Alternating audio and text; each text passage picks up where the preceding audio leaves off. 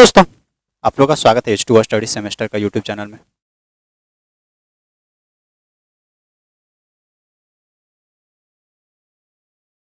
देखिए, अभी हम लोग कवर कर रहे थे बिहार पॉलिटेक्निक सेकंड सेमेस्टर के लिए इंजीनियरिंग ग्राफिक्स कवर कर रहे थे और इंजीनियरिंग ग्राफिक्स में हम लोग का पीवाईक्यू एमसीक्यू खत्म होने के बाद हम लोग वीवीआई एमसीक्यू पर स्टार्ट कर चुके थे। तो इसका वीवीआई एमसीक्यू का क्वेश्चन हम लोग का पिछले सेशन हुई थी और टोटल प्रीवियस ईयर क्वेश्चंस पहले आपको देखनी है, उसके बाद वीवीआई एमसीक्यू क्वेश्चंस का सीरीज देखनी है। बहुत काम का है।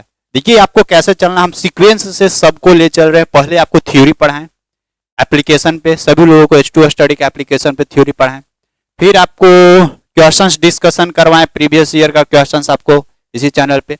जो लोग थ्योरी नहीं पढ़े होंगे अभी जस्ट जाइए H2O स्टडी का एप्लीकेशन डाउनलोड करिए और थ्योरी वहां से पढ़िए।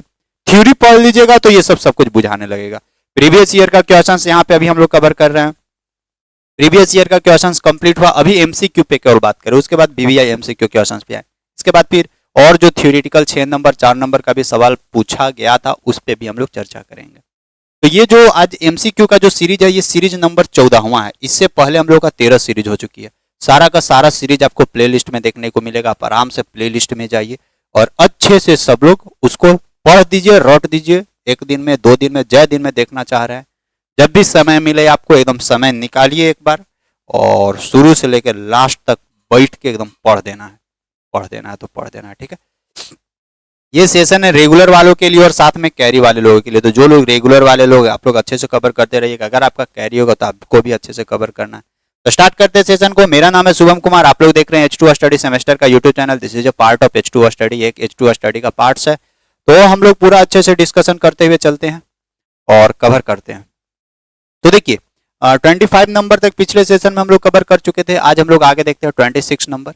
अब बोलता है when a semi circle is rotated about its base diameter the sap generated will be। देखिए इस तरह का एक सेमी सर्कल है, इसका बेस ये वाला। अगर इसको बेसवा के अबाउट, ये बेस के अबाउट इसको गोले गोले हम लोग रोटेट करवाएंगे ना, तो गोले गोले रोटेट करवाएंगे तो देखिए इस तरह का एक स्फीयर गोला बनेगा। ठीक है, स्फीयर यानी एक इस प्रकार का गोला तैयार होगा। तो ये क्या तैयार होगा, ये स्फीयर तैयार होगा। ऑप्शन नंबर डी, ध्यान से समझिएगा कि जब भी हम लोग एक सेमी सर्कल हमको दिया हुआ रहेगा उस सेमी सर्कल को डायमीटर के अबाउट गोले गोले रोटेट करवाएंगे ना, एक गोला स्फीयर बनेगा। तो ऑप्शन नंबर इसका डी हो गया, ठीक। पिछले सेशन में हम लोग देखे थे कि एक राइट एंगल ट्रायंगल को कोई भी वर्टेक्स के बाद परपेंडिकुलर वर्टेक्स के बाद घुमाएंगे तो वहां से मेरे को कोन बनेगा, कोन। तो यहाँ से स्फीयर बनेगा। Next, the projection of a sphere always. तो देखिए एगो जो स्फीयर है, एगो गोला है, उस गोला का अगर हम प्रोजेक्शन तैयार करेंगे तो गोला का प्रोजेक्शन बनता क्या है, एक प्रकार का बनता सर्कल। गोला का प्रोजेक्शन सर्कल बनता। सिलेंडर, सिलेंडर का जो प्रोजेक्शन है कैसा बनेगा, इसका जब इन्हें फ्रंट व्यू देखिएगा तो इसका रेक्टेंगल बनेगा।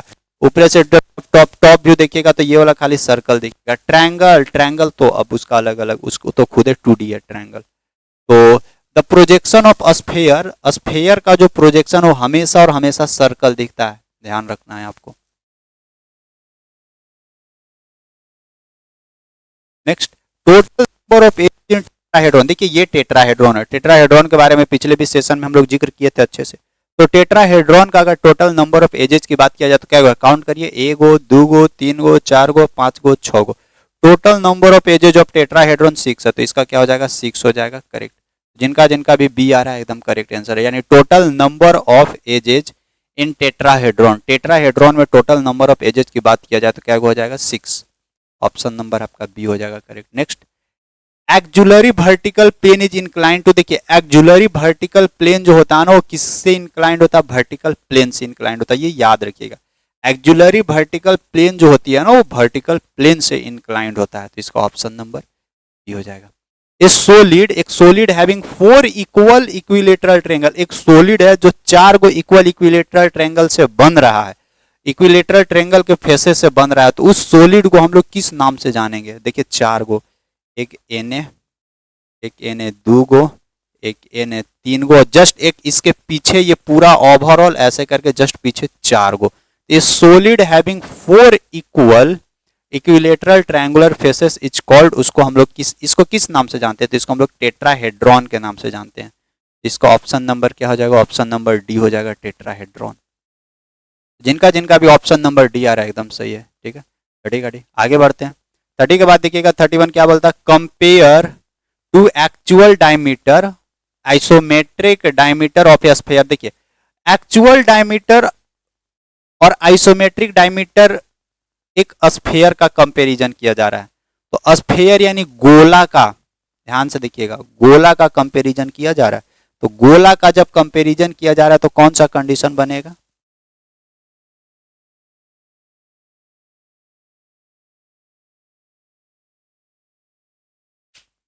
गोला का किया जा रहा है। तो देखिए एक्चुअल डायमीटर जो होता है ना, वो हमेशा बड़ा होता है आइसोमेट्रिक डायमीटर के कंपैरिजन में, क्योंकि आइसोमेट्रिक डायमीटर आप बना रहे तो आइसोमेट्रिक लेंथ पे आप बनाइएगा।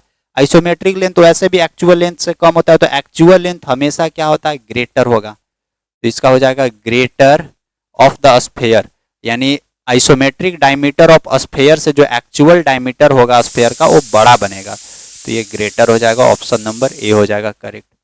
नेक्स्ट, इन आइसोमेट्रिक प्रोजेक्शन, अगर आइसोमेट्रिक प्रोजेक्शन की बात किया जाए तो the receding line are drawn with the horizontal at, receding line की बात कर रहा है हॉरिजॉन्टल से। तो देखिए जैसे इस तरह का आइसोमेट्रिक एक्सिस होता है, तो आइसोमेट्रिक एक्सिस के बीच का एंगल कितना बनता है, 120 डिग्री। 120 डिग्री, यहाँ 120 डिग्री ऑप्शन नहीं है, मार मत दीजिएगा। रिसीडिंग लाइन मतलब हॉरिजॉन्टल लाइन से पूछा जा रहा है, तो हॉरिजॉन्टल लाइन से खींचा गया ये वाला एने वाला जो रिसीडिंग लाइन, एने वाला जो रिसीडिंग लाइन जिसपे हम लोग बनाते हैं ड्रॉइंग। तो जो कि टोटल 120, ये वाला 90 बन गया, तो ये वाला कितना बन जाएगा 30, एनू 90, तो ये वाला 30 डिग्री, तो 30 डिग्री। तो जो रिसीडिंग लाइन जो होती है ना हॉरिजॉन्टल से कितना डिग्री पर इंक्लाइंड होता है, 30 डिग्री पर। तो इसका ऑप्शन नंबर सी बनेगा। Next, the angle between isometric axis is, तो आइसोमेट्रिक एक्सिस के बीच का एंगल ये देखिए, ये है इस तरह से आइसोमेट्रिक एक्सिस, इसके बीच का ये वाला एंगल। तो आइसोमेट्रिक एक्सिस के बीच का angle 120 degree, 120 degree, 120 degree. Option number B हो जाएगा। The angle between isometric axis is 120 degree, option number B. तो जिनका जिनका भी बी आ रहा है एकदम सही है। नेक्स्ट 33 के बाद देखिएगा 34 क्या बोल रहा है ना कि इन आइसोमेट्रिक व्यू, आइसोमेट्रिक व्यू की बात कर रहा है। तो आइसोमेट्रिक व्यू में किस प्रकार का स्केल का हम लोग इस्तेमाल करते हैं, तो आइसोमेट्रिक व्यू में हम लोग ट्रू स्केल का इस्तेमाल करते हैं, ठीक है ना। आइसोमेट्रिक व्यू में हम लोग ट्रू स्केल इज यूज्ड, तो आइसोमेट्रिक व्यू में हम लोग ट्रू स्केल का इस्तेमाल करते हैं। तो ऑप्शन नंबर क्या हो जाएगा, ऑप्शन नंबर ए हो जाएगा। इन आइसोमेट्रिक व्यू में हम लोग ट्रू स्केल का इस्तेमाल करते हैं, तो इसका ऑप्शन नंबर ए बन जाएगा। तो जिनका जिनका भी ए आ रहा है एकदम सही। आइसोमेट्रिक प्रोजेक्शन में, आइसोमेट्रिक प्रोजेक्शन में हम लोग आइसोमेट्रिक लेंथ का इस्तेमाल करते हैं, ठीक है। तो इसमें ऑप्शन नंबर ए हो जाएगा। Next, isometric length is about a space of true length. ये जो आइसोमेट्रिक लेंथ होता है ना वो ट्रू लेंथ के कितना टाइम्स होता है या कितना परसेंटेज होता है। तो हमेशा ध्यान रखिएगा आइसोमेट्रिक लेंथ अपॉन में ट्रू लेंथ बराबर होता क्या है 0.815। तो यहां से जब आइसोमेट्रिक लेंथ निकालेंगे ना तो क्या निकलेगा, परसेंटेज के लिए तो 100 से मल्टीप्लाई कर दीजिए, यानी 81.5 गुने ट्रू लेंथ हो जाएगा। तो यानी 81.5 मीन्स की 82 के आसपास भाग जाएगा, तो 82 गुने परसेंटेज गुने ट्रू लेंथ। ऑप्शन नंबर इसका डी बनता है। In isometric projection dimensions are, isometric projection में जो डायमेंशंस होता है वो किसके पैरेलल भागता है। तो देखिए जो आइसोमेट्रिक प्रोजेक्शन जब हम आपको सिखाए थे, तो आइसोमेट्रिक प्रोजेक्शन में आप एक चीज ध्यान दीजिएगा कि जो भी हम लोग ड्राइंग बनाते थे वो सब आइसोमेट्रिक एक्सिस के पैरेलल होता था, ठीक है। जैसे ये हम लोग का बोल रहा है कि किसके पैरेलल होता है, तो जैसे देखिए हम लोग जब ड्राइंग बनाते थे आइसोमेट्रिक प्रोजेक्शन में, तो इस तरह से ऐसे हम लोग आइसोमेट्रिक एक्सिस खींचते थे, और ये जो भी लाइन खींचते थे, मतलब जो भी पैरेलल लाइन खींचना, यही आइसोमेट्रिक एक्सिस के पैरेलल एनए से खींचते थे, एनए से खींचते थे, तब जाकर हम लोग का यहाँ पे एक फिगर बनती थी। तो ये जो आइसोमेट्रिक प्रोजेक्शन में जो हम लोग डायमेंशंस और पैरेलल, आइसोमेट्रिक प्रोजेक्शन में जो पैरेलल हम लोग डायमेंशन खींचते हैं ना, वो किसके पैरेलल खींचते हैं, तो हॉरिजॉन्टल एक्सिस के, ये वाला एक्सिस नहीं, आइसोमेट्रिक एक्सिस के पैरेलल हम लोग खींचते हैं। इसके पैरेलल खींचते हैं आइसोमेट्रिक एक्सिस के। तो इसका ऑप्शन नंबर क्या हो जाएगा, ऑप्शन नंबर बी हो जाएगा करेक्ट, आइसोमेट्रिक एक्सिस। आगे देखिएगा 37 क्या बोलता है कि the angle which we can not make using a single set square. इसमें से बोल रहा है सिंगल सेट स्क्वायर के मदद से कौन सा एंगल नहीं बना सकते, तो 45 डिग्री तो बन ही जाएगा, क्योंकि 45 डिग्री का सिंगल सेट स्क्वायर होता है 45 डिग्री। 30 डिग्री 60 डिग्री का सिंगल सेट स्क्वायर होवे करता है, तो ये बन ही जाएगा। 75 डिग्री का सिंगल सेट स्क्वायर नहीं बनेगा, सिंगल सेट स्क्वायर से 75 डिग्री पॉसिबल नहीं है।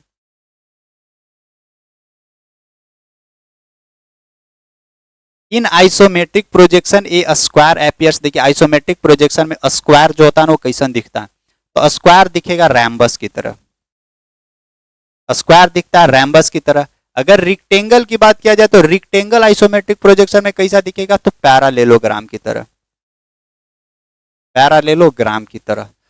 स्फेयर कैसा दिखता है, स्फेयर दिखता है सर्कल की तरह, सर्कल कैसा दिखता है, इलिप्स की तरह।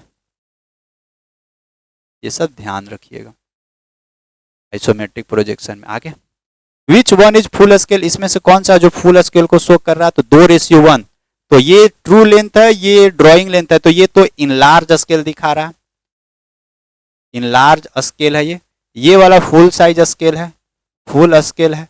ये वाला 1:, ये रिड्यूसिंग स्केल है। ये 4:1 ये क्या है, ये भी इन लार्ज स्केल है। क्योंकि देखिए कैसे पता करिएगा कि कौन रिड्यूसिंग, तो उसके लिए आपको क्या बताया गया था, आपको बताया गया था ड्राइंग लेंथ अपॉन में ट्रू लेंथ, ये बताए थे हम आपको।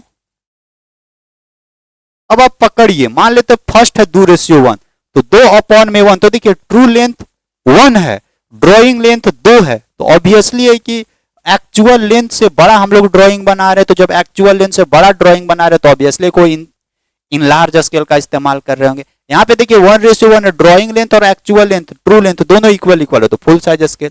अब ये देखिएगा 1:4 है, तो 1/4, नीचे वाला ट्रू लेंथ है, ऊपर वाला ड्राइंग लेंथ है। ट्रू लेंथ देखिएगा ज्यादा है, ड्राइंग लेंथ कम है, तो ड्राइंग लेंथ कम है तो हम लोग उसमें रिड्यूस कर दिए, तो रिड्यूसिंग स्केल बन गया 4:1। यहाँ पे 4 देखिए ड्राइंग लेंथ ज्यादा है, ट्रू लेंथ 1 है, तो 1 से 4 ज्यादा है, तो वहां पे भी इन लार्ज स्केल हो जाएगा। तो आपको पकड़ने आना चाहिए कि आप कैसे पकड़ रहे हैं, कि कौन सा स्केल कहाँ पे इस्तेमाल हो रही है, सो ठीक है। इसके बाद पढ़िए hatching work is done by pencil, hatching work हम लोग पेंसिल के मदद से कर रहे हैं, तो किस प्रकार का पेंसिल का इस्तेमाल करेंगे, तो हैचिंग वर्क के लिए नहीं ऐसे ऐसे इस तरह से, मतलब हैचिंग मतलब बस ऐसे लाइन मिलाना हुआ, हैचिंग वर्क इसी को बोला जाता है। तो हैचिंग वर्क जनरली हम लोग मीडियन पेंसिल का इस्तेमाल करते हैं, ठीक है। Next the angle which we can not make using both the set square. अब देखिए बोथ द सेट स्क्वायर मतलब दो सेट स्क्वायर होती है, एक 30-60 का होता है और एक 45-45 का सेट स्क्वायर होता है। आपके स्टोमेन बॉक्स में इस तरह का दिखता होगा, ये ऐसे दिखता होगा एगो, और एगो एकदम इक्वल इक्वल दोनों दिखता होगा, ये आपके स्टोमेन बॉक्स में मिलता है, तो इसी को बोला जाता है सेट स्क्वायर। तो 15 डिग्री सेट स्क्वायर बना सकते हैं, क्योंकि 30 डिग्री का हाफ कर देना है। 105 डिग्री पॉसिबल है, 6 और 4, एगो 60 डिग्री और एगो 45 डिग्री, तो 6 और 4 10 5, 105 डिग्री भी पॉसिबल है, 65 डिग्री पॉसिबल है, 165 डिग्री, तो 165 डिग्री पॉसिबल है। 45 दूनी 90,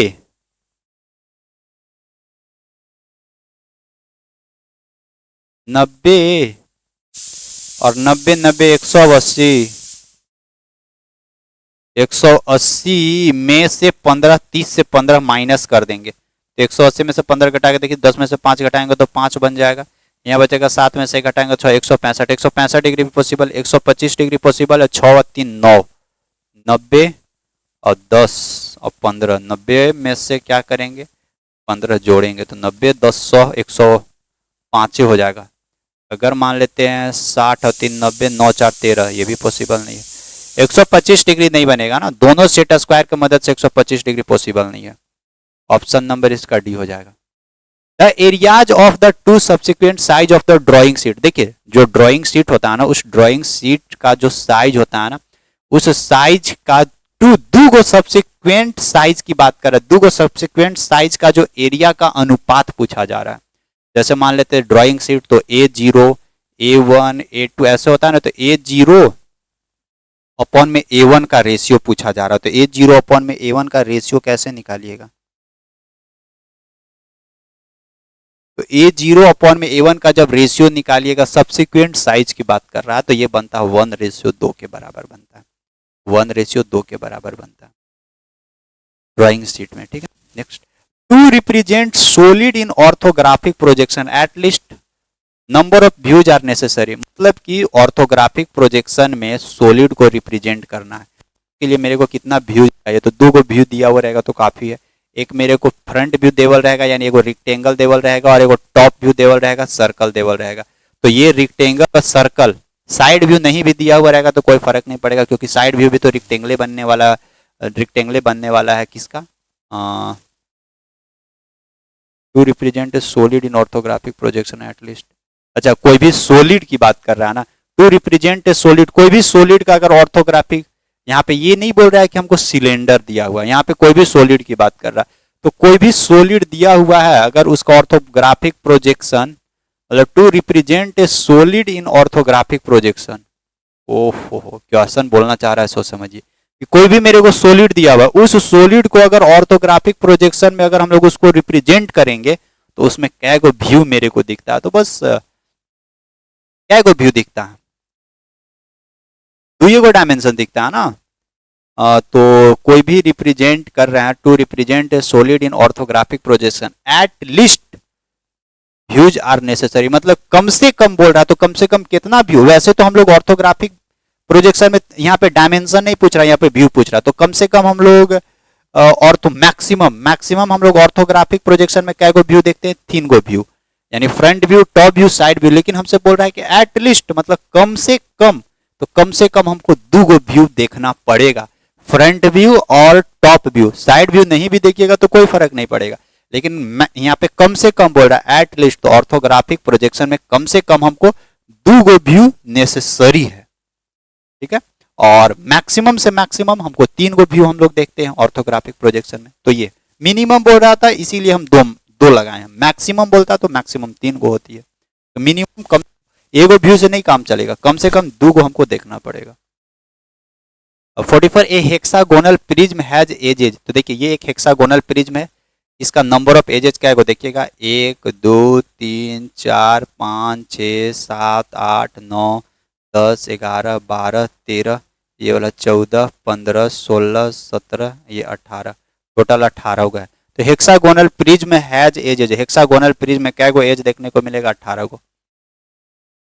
टेट्राहेड्रॉन में भी बताए थे, तो ये सब कुछ जो बता रहे हो सब याद करते हुए चलिएगा। एज पर bureau of Indian standards the largest size of sheet is denoted by, तो सीट का लार्जेस्ट साइज, तो सीट जनरली स्टार्ट होती है A0 1 2 3, और जैसे जैसे आप आगे बढ़िएगा ना वैसे वैसे सीट का साइजवा कम होते जाता है, तो कम होते जाता है, तो सबसे शुरू A0 का हो जाएगा, A0 का सबसे ज्यादा होता है।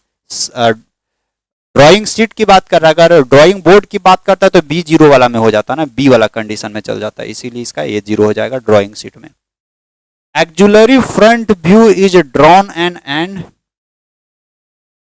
एक्जुलरी फ्रंट व्यू अगर मेरे को ड्रॉ करना तो एक्जुलरी वर्टिकल प्लेन में ड्रॉ करना होगा, तो एक्जुलरी फ्रंट व्यू जो है वो एक्जुलरी वर्टिकल प्लेन में ड्रॉ होगी। इसका ऑप्शन नंबर क्या बनेगा, ऑप्शन नंबर इसका बी बनेगा करेक्ट। नेक्स्ट,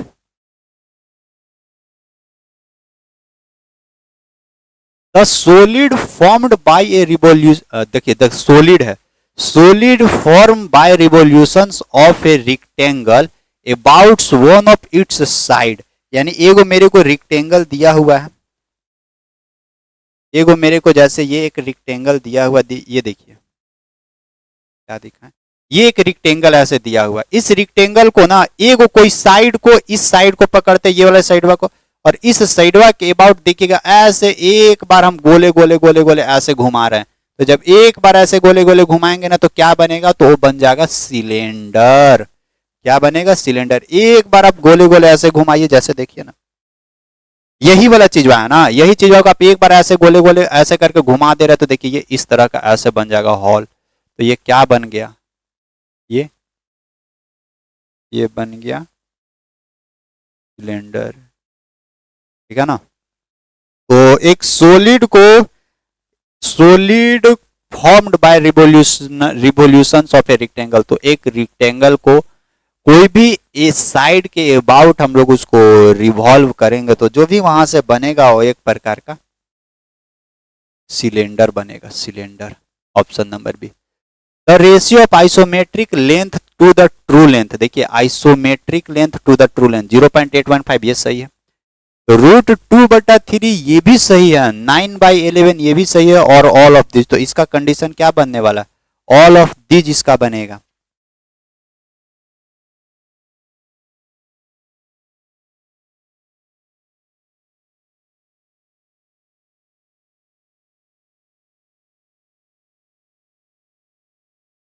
ये पिछले सेशन में भी हम आपको बताए थे। और यहाँ पे जरूर ध्यान रखिएगा, आपसे पूछ क्या रहा, आपसे आइसोमेट्रिक लेंथ और ट्रू लेंथ का रेशियो पूछ रहा है। कभी कभी आपसे ये भी पूछ सकता है ट्रू लेंथ अपॉन में आइसोमेट्रिक लेंथ, तो थोड़ा सा सोच समझ के, नहीं तो यहाँ पे पूछ क्या रहा है उस पर जरूर बात करिएगा, ध्यान रखिएगा। एज पर Indian standards which of the following denotes the biggest size of drawing board. अब इसमें से बोल रहा है कौन सा जो ड्रॉइंग बोर्ड को बिगेस्ट साइज से डेनोट करता है। तो ड्रॉइंग बोर्ड को जनरली हम लोग बी से दिखाते हैं, तो अगर बिगेस्ट साइज की बात किया जाए तो सबसे बड़ा B0 हो जाएगा। ड्राइंग शीट की बात किया जाए तो A0 हो जाती है, तो ड्राइंग बोर्ड के लिए B0 हो जाएगा। अब B0 का साइज अगर अकॉर्डिंग टू ड्राइंग बोर्ड चलिएगा, अकॉर्डिंग टू जो हम लोग पढ़ते हैं एनडी भट्ट के माध्यम से, तो उसमें मिलता है 1000 गुने 1500। फिर B1 का मिलेगा 700 गुने 1000, 700 गुने 1000। फिर B1 B2 तो दिया नहीं है, B3 दिया हुआ है 350 गुने 7, 350 गुने 500। इस तरह से अलग अलग रेशियो आपको देखने को मिलने वाला है। साइज भी कभी कभी पूछा जा सकता है, तो ध्यान रखिएगा। इन विच मेथड ऑफ प्रोजेक्शन, इसमें से कौन सा ऐसा प्रोजेक्शन का मेथड है जिसमें projectors are parallel to each other, जिसमें प्रोजेक्टर है जो सब एक दूसरे के पैरेलल रहेगा, प्रोजेक्टर लाइन एक दूसरे के पैरेलल, एंड आल्सो वो जो प्रोजेक्टर लाइन है ना वो प्लेन के परपेंडिकुलर भी रहेगा, तो उस प्रकार के प्रोजेक्शन को हम लोग ऑर्थोग्राफिक प्रोजेक्शन के नाम से जानते हैं। ऑर्थोग्राफिक प्रोजेक्शन में यही ना होता है कि प्रत्येक ऑब्जेक्ट के किनारे किनारे से लाइट पैरेलल आगे भागता है, और जो भी लाइट होती है वो प्लेन के परपेंडिकुलर जाके बन जाता है, तो ये ऑर्थोग्राफिक प्रोजेक्शन। ऑर्थोग्राफिक प्रोजेक्शन में हम लोग का 2 ही डायमेंशन दिखता है, जबकि इसमें मैक्सिमम 3 गो व्यू हम लोग चेक करते हैं। आइसोमेट्रिक प्रोजेक्शन में जनरली हम लोग का 3D व्यू दिखता है, तीनों डायमेंशन से दिखता है, ठीक है। ये दोनों आपको याद रखना, आइसोमेट्रिक और ऑर्थोग्राफिक, तो ये याद रखिएगा, orthographic projection option number D.